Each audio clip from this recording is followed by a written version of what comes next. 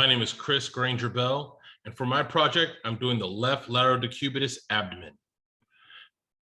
I greeted the patient upon his arrival. As soon as I verified the identity of the patient, I asked him what seemed to be bothering him today and why he came to the hospital. He replied by telling me that there was something wrong with his stomach.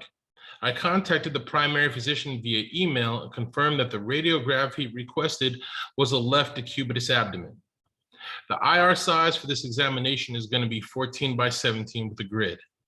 The IR orientation is going to be landscape. The IR location is the wall bucky. SID, 40 inches. The patient position is going to be lateral recumbent on a radiolucent pad firmly against the wall bucky or the vertical grid device. Knees flexed on top of one another, arms above the head,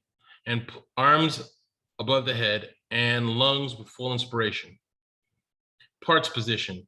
Adjust the patient and cart table to size so that the center of the IR and the center of the CR are about 2 inches above the iliac crest. The upper margin of the IR is about at the level of the axilla. Ensure there is no rotation of the hips and shoulders. The CR location is the direct center of the IR about 2 inches above the iliac crest using a horizontal beam to demonstrate the air fluid levels and free intraperitoneal air. There is no angulation of the tube necessary for this exam. The collimated field size is 2 inches above the iliac crest. The upper margin is at the axilla. The marker should be on the superior right side of the patient. The KVP for this examination is going to be 70 to 85 KVP.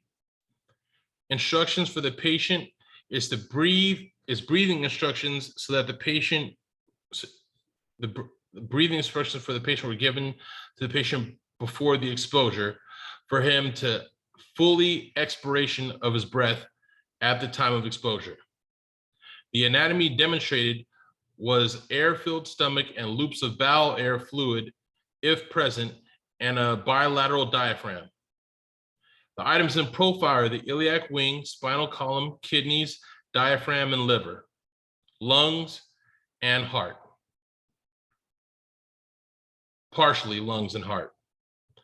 The pathology best demonstrated were fractured ribs, fractured sternum, as well as pleural effusion and pneumothorax.